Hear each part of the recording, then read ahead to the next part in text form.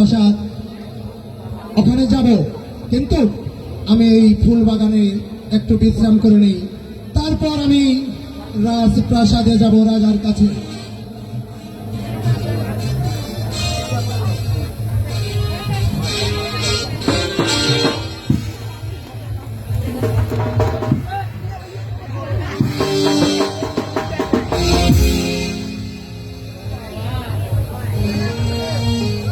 দেখছো দেখছো সখী, ওখানে কে জানি শুয়ে আছে। দেখি তো কে এটা ফুল বাগানে।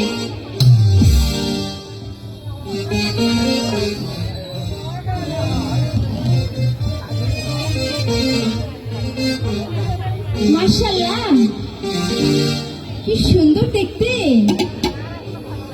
মনে হয় সে ঘুমে মগ্ন হয়ে গেছে। খোদার তালায় নিজ হাতে তৈরি করেছে।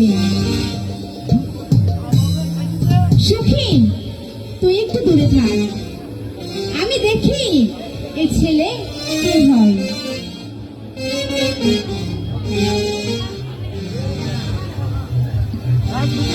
আচ্ছা সখী, তুই এখন যা, আমি দেখি ও কি করে।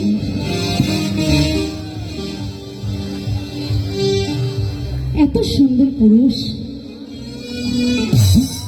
দেখে তো মনে হচ্ছে সারাটা জীবন আমি এর সঙ্গে কাটাই। কিন্তু কি করে, আমি তো কিছুই বুঝতে পারছি না। সে কি আমাকে চিনবে, না আমি বা তাকে চিনবো? আমরা তো দুজনে কেউ কাউকে চিনি না। কিন্তু সে যে ঘুমিয়ে আছে, তার ঘুমটা আমি কি করে ভাঙাই? ঠিক আছে, আমি একটা কাজ করতে পারি, আমার এই ছবিটা তার মাথার কাছে লিখে দেই। দেখি আল্লাহ তাআলা আমার ভাগ্যে কি লিখে রেখেছে। এই সুন্দর যুবক যদি আমার ভাগ্যে লেখা থাকে, অবশ্যই খোদা তাআলা তাকে আমার কাছে পৌঁছেই দিবেন।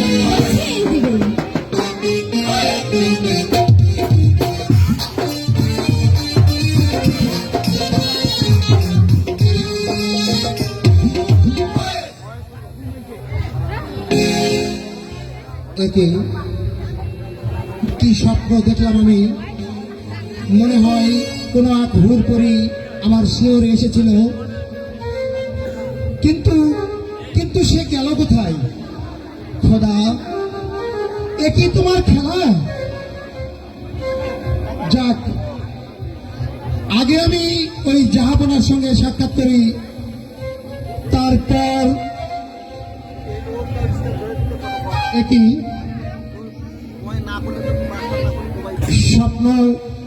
স্বপ্ন কি তাহলে বাস্তবে পরিণত হয়েছে?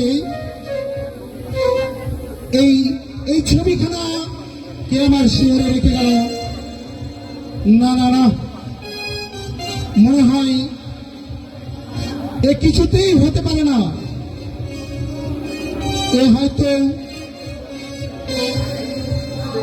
কোন জাদুবিদ্যা, আর না হয় কোন ভোজবাজি।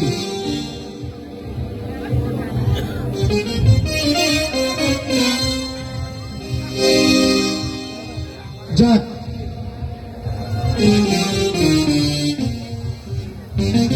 দেখছি কথা। যাক, আমি আগে জাহাপনার সঙ্গে সাক্ষাৎ করি, তারপর দেখব এই সুন্দরী কোথা হইতে এসেছিল। সত্যি কি সে মায়াবী না কোনো মানবী, আমি পরে দেখব।